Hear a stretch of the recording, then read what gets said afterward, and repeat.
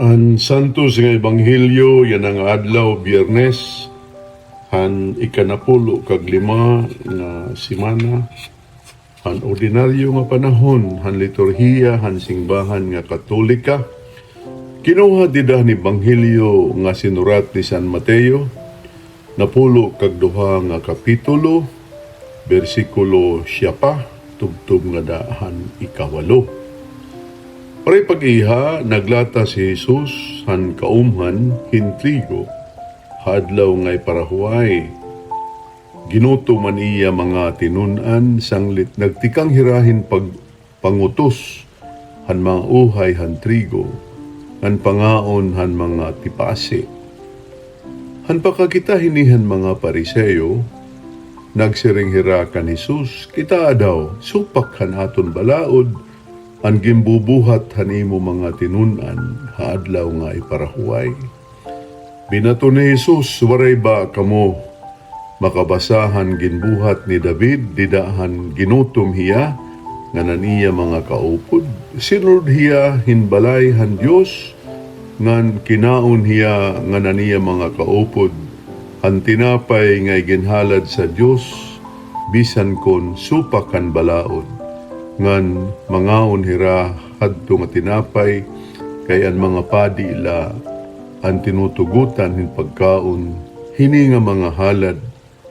Wari ba niyo mabasa ang balao di Moises nga hakada iparahuway nga adlaw nagtatalapas ang mga padi han templo han balaod ay tungod han adlaw nga iparahuway kun diri man hira nakakasala. Nagsiring ako haiyo, nga may ada dinhi labaw pa han templo.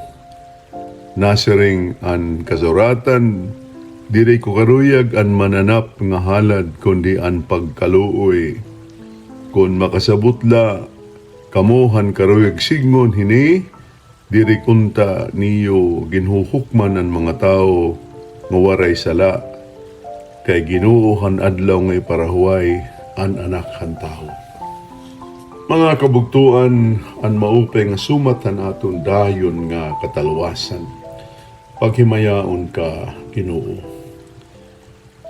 Dida hini nga aton gimbasa, yan ang adlaw, han ebanghelyo nga sinurat ni San Mateo, may dapira nga pagturunan nga karuyag ko hayo ipahamtang. Siyahan, ano ba ang adlaw nga iparahuway? Didahan pagtuha han Diyos, han kalibutan, naghimuhiyahin magkarudilain nga mga tinuha, tikang han siya pa nga adlaw tubtub nga dahan ikaunom.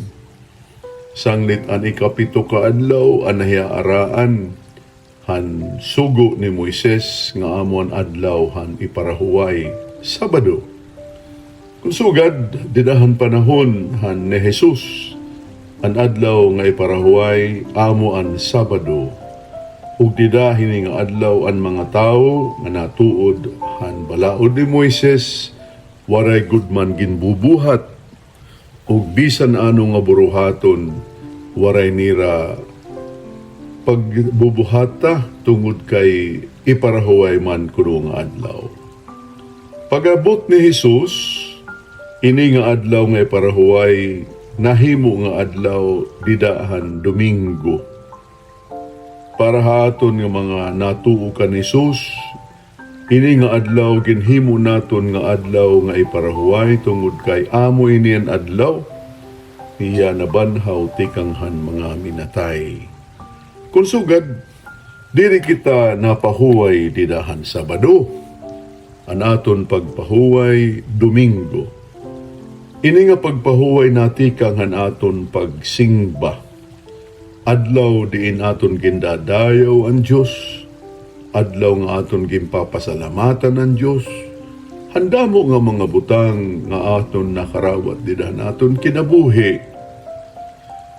Usa nga butang nga angay naton hunahunaon ang siring ni Jesus nga hiya amo an maestro. Han adlaw nga iparahuway, hiya ang Ginoo han adlaw nga iparahuway.